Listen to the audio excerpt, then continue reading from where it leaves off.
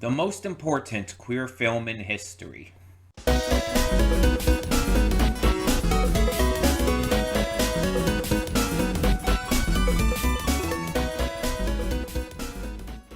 Hey everyone, welcome to Princess of Gay. I'm your host Connie, and today we are here with my blind reaction for Pride Month. This is our final Pride Month special to Anders als die Andern, also known as Different from All the Others. This is a movie that came out in 1919, definitely making it the oldest movie I've reacted to on the channel. And it's a movie I kind of hinted at with last week's Pride special. Because this movie is exceptionally important. It is the first ever movie in history to depict a gay character. And for a long time after, even, it was the only movie to depict a gay character in a sympathetic, likable way. This is a German silent film from 1919. And the reason why many people may not know of it is because of a few things. First off, censorship laws enacted caused the film to eventually become unviewable by the vast majority of the public. By October of 1920, the only people who could even view this film in any way were doctors and other medical professionals. And when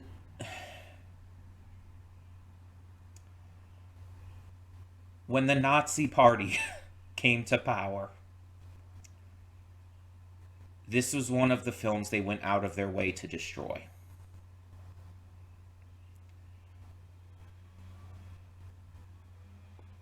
Just like other films and books and research and media that was about queer people, the Nazis went out of their way to destroy it because of their unnatural, violent hatred of the queer community. The only surviving prints were incomplete. This movie is and forever will be incomplete. This movie was restored to a degree, but it couldn't be completely done. It had to be basically restored in a way that allowed it to work, but had to have like some skipping around things and everything. I think the film itself showcases like points that were like that do feature things taken out, and it's like I think this restoration does have title cards or whatnot, or maybe explanations of what happened in those parts, something like that. But the film as it is currently is only about like 40 to 50 minutes long. I don't know how much of this is credits, so it says 48 minutes on the timer, but I don't know how much is actually credits. And this movie is the most important piece of queer cinema, period. Because it's not only just because it's the first, but because of the censorship and straight up attempted destruction of it. Starting these pre-thoughts, I had to go through this a couple times. I had to like do a couple takes just to get this started because I found myself crying. And even now I'm still teared up. Because, like, this movie is a testament to the undying, unwavering determination of the queer community.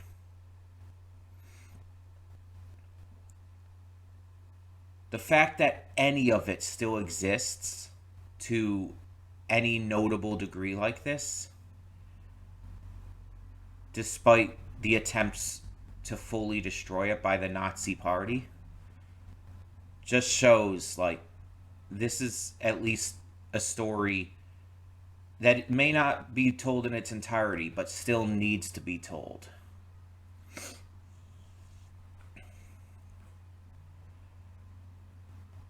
And I'm very curious, because last week we reacted to Dracula's Daughter, which was the first American-made film to feature a queer character. And now we're just going to the first film in general. I've not seen a lot of silent films. I've seen, like, a couple here and there. I think mostly involving, like, Charlie Chaplin and the likes. I don't know what to expect from this. I don't know what this is going to be like. I don't know what the story's going to be like. I don't know much of anything about it. And just like with Dracula's Daughter, I don't know exactly how they're going to handle the queerness. I don't know if it's going to be a lot more explicit than Dracula's Daughter was, or if it's going to be like Dracula's Daughter and be a lot more subtextual. Even if Dracula's Daughter, like, the subtext was barely subtext. It was very obvious what they were saying. But that could still be what they're gonna go for here. But the fact that, like, due to this and other things, censorship laws were stricken up just to censor stuff like this, and the fact that, like, again, the Nazis went out of their way to try and destroy this movie, it makes me think it's going to be, and I hope it's going to be, a little more explicit than something like Dracula's Daughter ended up being in like 2 decades after this. The title doesn't tell me anything, except I assume it's probably talking about the main character being gay, different from the others. Otherwise, I don't know. Like, it doesn't, I have no idea what this is about. Like I said, this movie is a German film, but it is a silent film as well. So we shouldn't have any issue with that. And I checked out a couple, like, minutes of the opening credits, which was just explaining, like, oh, this movie, you know, is a restoration of a movie that's not complete anymore and stuff like that. And it was in full English, so I assume I'm going to be able to read this. I got this from the Internet History Database, whatever the fuck it's called. You know what I'm talking about. I got it from there, because that was, like, where it said it was. Yeah, I'm just very, very excited to see what this is about. Because as a queer person, this, again, is just that important. And it's like, without this film, we wouldn't have any of the queer films we have today. Or at least not in the same manner. This is truly an important movie. And I think we should just get into it. So let's check it out. Hold up just a sec. Before you click that link down in the description below to get to today's video, I want to remind you of all the awesome content we have both on this channel and the Princess of Gaming channel. Let's check it out.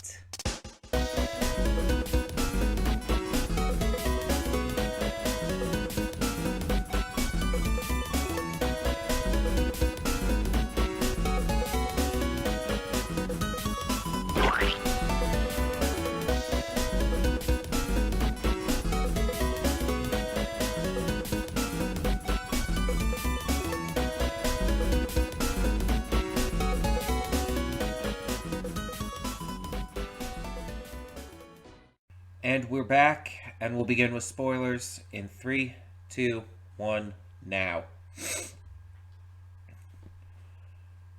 I didn't bother, like, fixing up my hair or anything, or, doing much to, like, clean myself up after that for a reason. Like, I wanted to keep it clear how I felt. I wanted to keep my views on this as authentic as I can.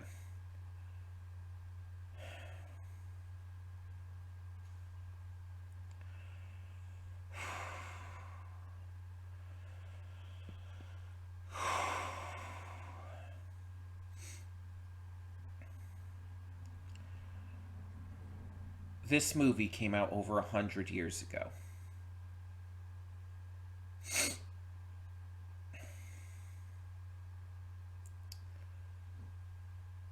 And it has a better understanding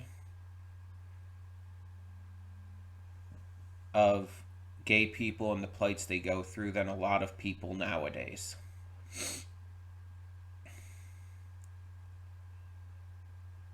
There's people in the current day in 2025 who either just don't believe the struggles that queer people go through, saying things like, oh, you're not oppressed, stop pretending to be oppressed. Or think that, like, queer people exaggerate it. Or anything like that.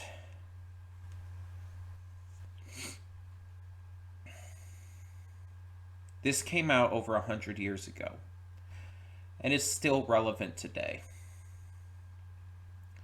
Because this shit still fucking happens.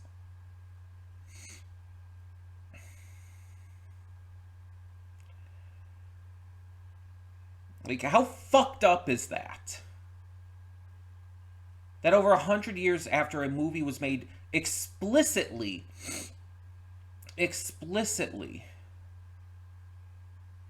explaining to people that queerness is not a disease, it's not a disorder, it's not bad, it's not wrong, and explicitly showing that this horrific, bigoted, shitty ideology against queer people only serves to hurt and harm and kill.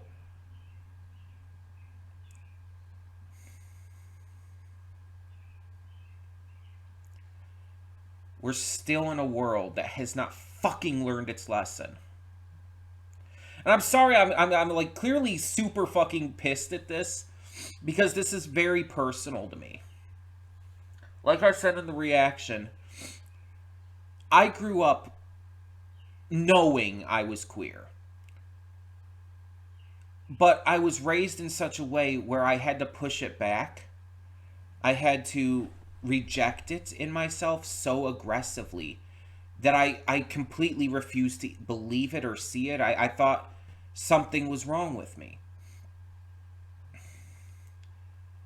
And when I first started coming out as queer, when I first started finally admitting it to myself, like, it was a very mixed feeling, because I was relieved that I could finally admit it, that I could finally believe it, but I was also, like, really fucked up over the fact that I had to hide it for so long, that I had to live my entire childhood not admitting it, and even a good portion of my adulthood at that time. That I had to, you know, act like I was normal, quote unquote. Pretend to fit in.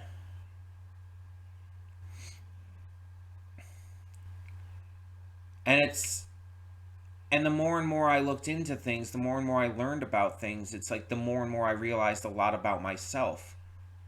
From just being, initially perceiving myself as bisexual, having the false thought that I was asexual because of, religious trauma growing up, realizing I was pansexual and realizing I was trans. It's like it was this entire like long process, and eventually even coming out as non-binary as well.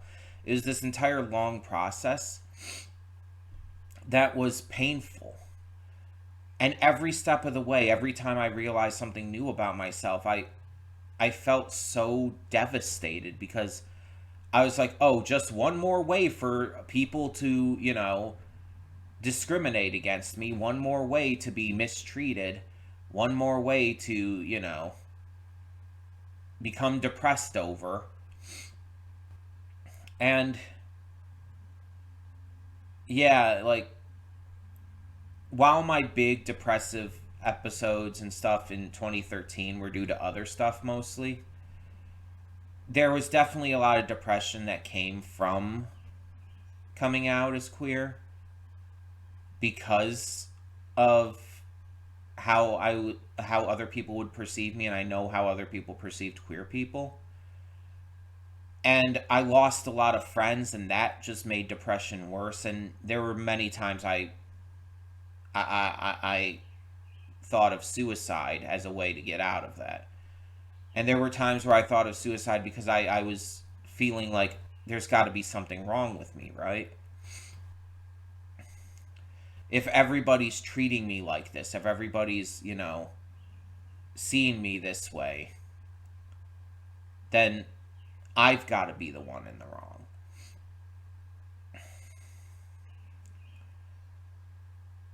And it took a lot more time, a lot more effort, and help from others, and to eventually reach a point where I could realize I wasn't the problem. And I luckily survived all of that. But a lot of people don't. There's a lot of people who are emotionally, mentally, physically bullied and berated because of being gay or trans or non-binary or so on and so forth.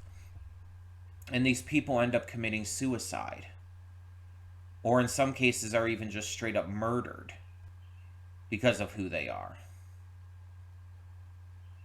And it's just it's a lot.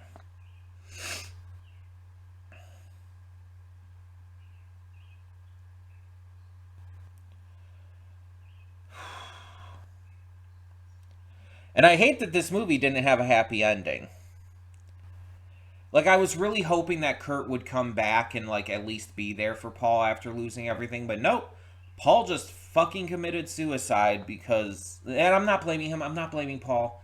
Just making that clear right off the bat. I'm not... I never would blame a suicide victim. They are victims, and most of the time, of the people around them who are, horrifically terrible to them. It's just... I'm just so upset by it. Because I wanted there to be a happy ending, but unfortunately, it's very realistic in that regard.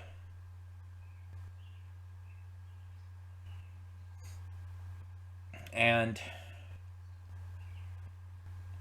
like,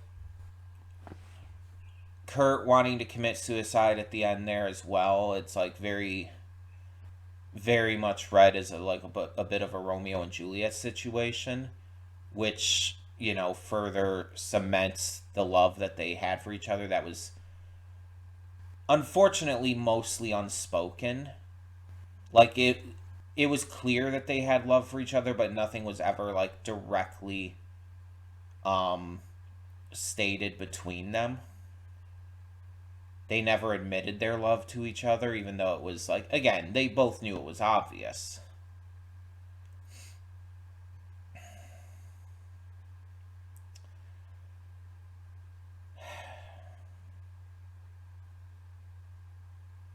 It's just... It's a tragic story, and it's meant to be tragic because it expresses the point. The point of the film is to directly call out bigoted fuckwaffles out there who can't comprehend or accept the existence of a gay person, a queer person in general. Because trans people were mentioned in this too. Like that was directly mentioned in the sexologist's presentation.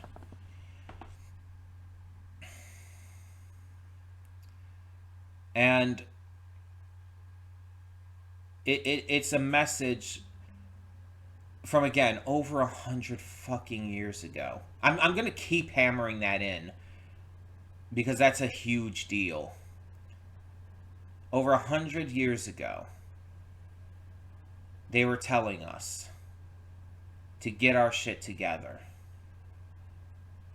and to stop discriminating in such horrible ways that just lead to pain and misery and death.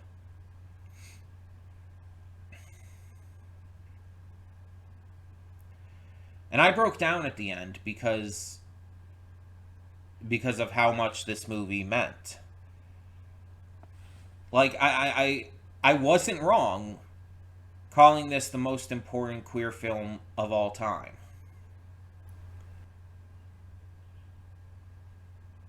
This movie is revolutionary, and we don't even have the full thing. There were portions of that film where it's like explaining things that happened that we didn't get to see. I assume those were the portions that were cut out. And honestly, I'm thinking probably that kiss in the flashback thing when he was at boarding school. I'm kind of thinking that might have been shown originally, but that it was like one of the parts that were missing because of course it would be. But yeah, there were like full scenes that were missing, like Kurt at the pub and everything, where it's just, it would have been interesting to see, but there's a lot to it that I feel like is obvious as to why it was cut out or why it was destroyed. The fact that so much of this movie does still exist and that it was put back together to some degree is important, and I feel like more people need to see this. I understand there's a lot of people out there who don't particularly find a lot of interest in older films, especially like silent movies. They don't find as much entertainment in it, and I'm not going to lie. I'm not going to sit here and lie and tell you that, oh, this is just as entertaining as movies today, generally speaking. Because no, of course it's not. I'm not going to lie to you about that. But this isn't about entertainment, and it's not trying to be. This movie has nothing to do with entertaining you as a viewer. It's literally informative and instructive.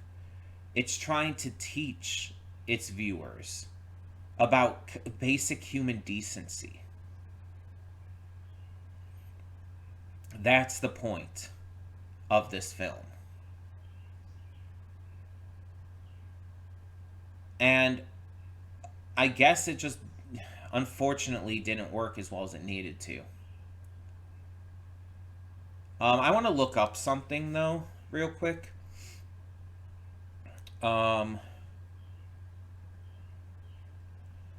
When was Article 175, I think it was, repealed?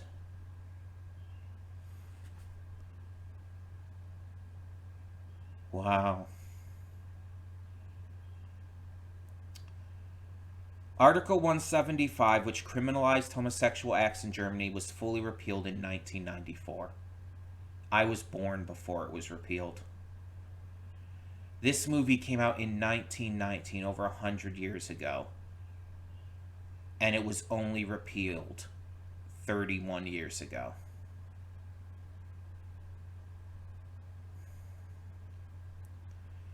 It was significantly revised, though, in 1969, removing criminal liability for homosexual acts between consenting adults aged 21 and over. So there was a revision to it, but it wasn't great still. Further revisions in 1973 lowered the age to 18, and then the final repeal in 94. The fact that it took that long is insane. Even like 69, the fact that it took that long. And yet there were people like clearly against Article 175 back in 1919. The fact that there, and obviously before, the fact that there were people who literally made a movie specifically to share that. Specifically to make a statement against Article 175. And it still wasn't repealed until 1994. That's insanity. And it's depressing as fuck. It's like when I saw that, like my heart dropped. The fact that it took that long. Like you can't even like at that point blame it on the Nazis. Like this was well after that. It could have happened well before it did. It's like, but the thing a lot of people don't understand, though, is that the Nazis did destroy not just, obviously, this movie, but a lot of research and studies and work into queer culture. So much was destroyed that it set back queer people by so long, so far. And not just in Germany, but all over the world. If this research hadn't been destroyed, like, let's be honest, we would be far more like progressive in terms of queerness of all kinds. Like, the world would be far more progressed in that. And it's just, I have to assume that is at least part of the reason why it took so long. Because of the damage that the Nazi Party did against the progression of queer people.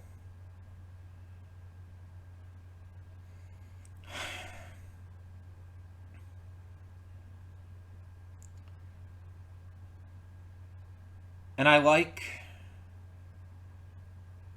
how Elsa became an ally in the end.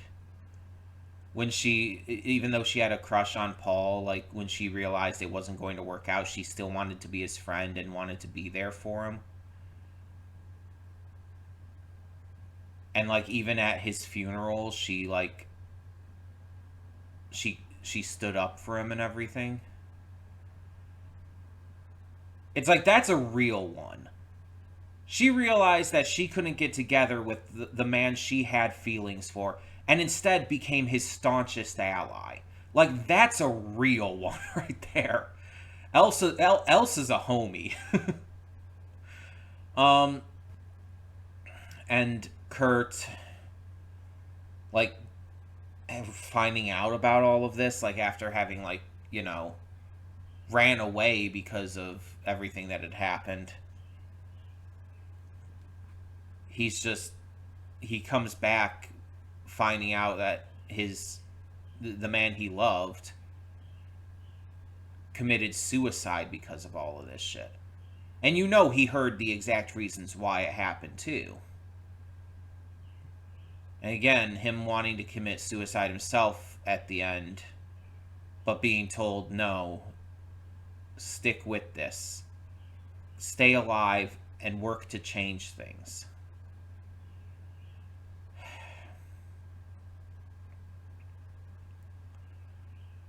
That message is part of what hit me so hard at the end.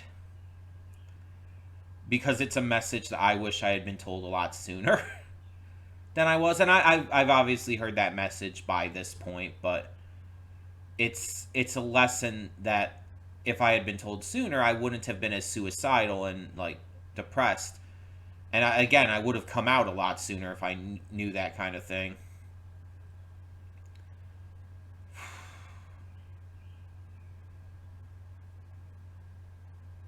Just to see everything that happened too. Because it wasn't even just that he, um, went to trial for all this. Because again, the judge and jury and them were on his side, and they were even like, "Oh, we don't agree with this, but we have to follow the law. We're only going to give you a week." And then when he was home before, like, his sentence, he committed suicide, not because of that, but because of everything else. He had lost the man he loved with Kurt. He had lost his contracts and his tour with the concert organization. All of his friends and family were shunning him. And again, this is unfortunately shit that still happens. A lot of queer people like lose everything. They lose their job, which shouldn't be legal, and in a lot of places technically isn't, but it still happens. But they lose their families, they lose their friends. And again, I've lost people because of coming out, especially when I came out as trans. I had a lot of friends who like specifically said to me, it's like, I can't abide by that. I don't believe in that, and I can't like abide by that. And I had friends literally say to me, it's like, I cannot in good conscience use she her pronouns for you. Because this was before I started using they them pronouns as well. Before I came out as non-binary as well. This is when I was just using she her. Back when I came out in like 2017. I had friends who I'd been close to say that kind of thing. And they stuck up with that. They refused to use the proper pronouns, and they even dead named me and stuff, or even found ways around it. Like, there were a couple who wouldn't dead name me explicitly, but would like call me some like shortened little nickname to avoid calling me the name I wanted to be called. Connie. And it's just, yeah, it's a lot. I lost a lot of friends through that, but I've also made a lot of friends since who accept me for who I am. And I'm so ecstatic over that I have so many friends who are so accepting and comforting to me. I made friends who even helped get me, feminine clothing and stuff. I've made friends who have, taken me places, while I was wearing a dress and stuff. I've made friends through Pride, through my current church, which is extremely queer friendly. I've made friends through conventions who have accepted me. Both friends who I had beforehand and friends afterwards that I made, who have accepted me completely for who I am. And I'm glad to have so many friends. And obviously there's a lot of you who have come in, obviously, once I got my new channel after the old ones were terminated and everything. Once this channel was made back in February of 2018, only a few months after I came out, there were some of you who came from the old channels, and there were some of you who started to follow me afterwards and have become like friends to me. And so I thank you for your support and just continued allyship, or, for those of you who are also queer, I support you as well, just making that very clear. I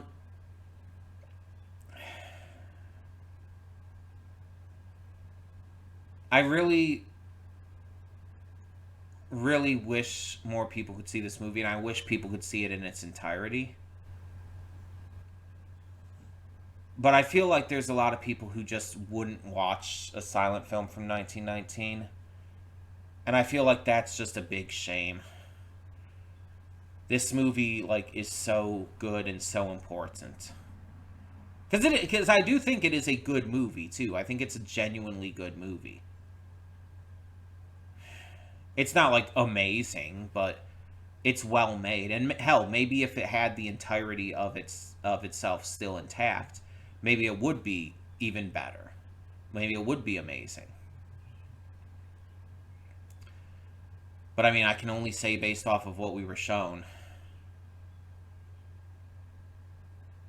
I I'm really glad I chose to do this for the last one this month because there were a lot of different movies I was considering, a lot of different specials, a lot of different videos that I was considering for the Pride special this year.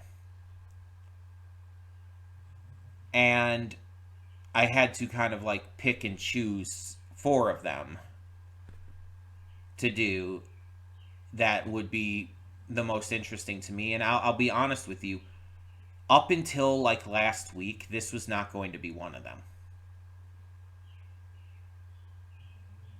Dracula's Daughter was also a late substitution, I guess you could say.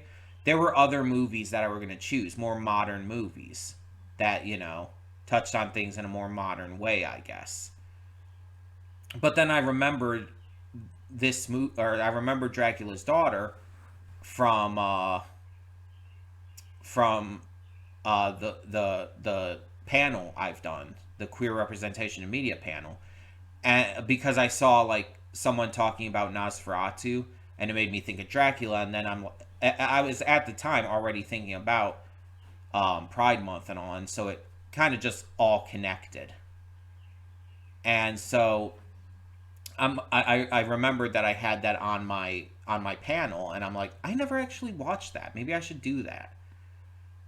And then after that, like I mentioned in the Dracula's Daughter, I think it was the pre-thoughts. I mentioned it's like, oh, this movie was one of the first to like, or was the first for a long time to show a queer character in a sympathetic manner. But then I corrected myself, like, oh wait, no, I think that's a different movie. This is the different movie I was obviously talking about with that. Because while this was the first movie to show a queer character in general, it was also the only one for a long time that showed a queer character in a sympathetic light. Even movies with queer characters after this were not as positive about it. And so it's like, because I accidentally mentioned that when talking about Dracula's Daughter last week, it made me like I realized it was this eventually, and it's like, oh, I've never seen this one either. I should probably check out this one too, and that's what I decided to do. Obviously, and it was the best decision I could have ever made. This movie is just so important, and I needed to see this. And not just because it made me like ugly cry. Although I don't think you even got to see much of that because I was hiding my face with my hands. But I was ugly crying. It's not just because of that and everything. It's because of the meaning to the current day. How this movie is still exceptionally relevant, even if Article 175 was repealed already over 30 years ago now.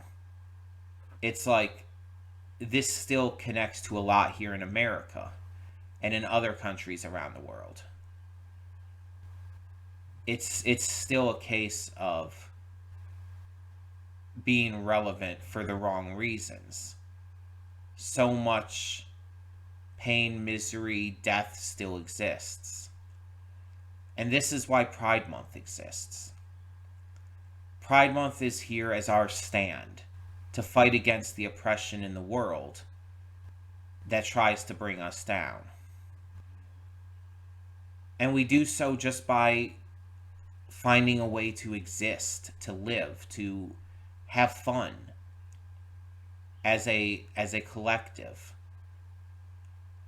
We have these parades, we have these festivals, we have like vendors selling their wares, because this allows us to embrace who we are and just be together.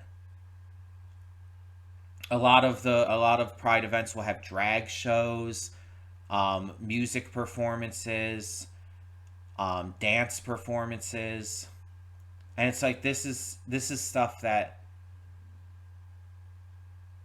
we need to showcase. We need to like embrace in order to get past all of the bullshit plaguing us.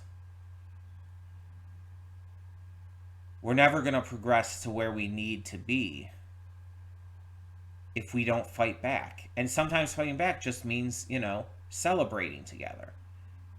And sometimes it does mean riots and protests. Remember, the first Pride was a riot. Stonewall was a riot.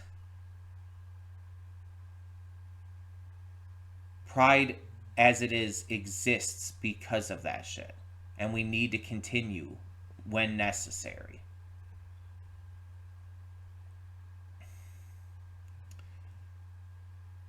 This movie is a message to people living over 100 years after it was made, that it's like, you still haven't gotten your shit together? What the absolute fuck is wrong with you?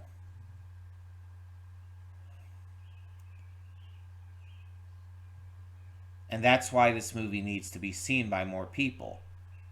And that's why I'm especially glad I did a reaction to it. Because even though I don't have a huge audience, it's like I still have somewhat of an audience. And I hope that you guys enjoyed this.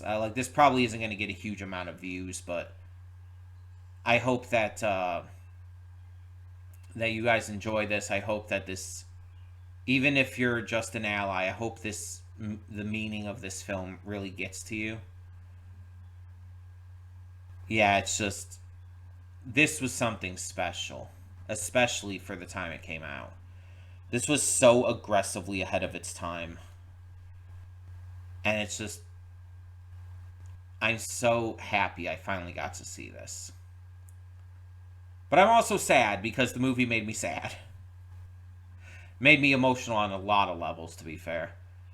Thank you so much, as always, for tuning in. I hope you enjoyed this year's Pride Month specials.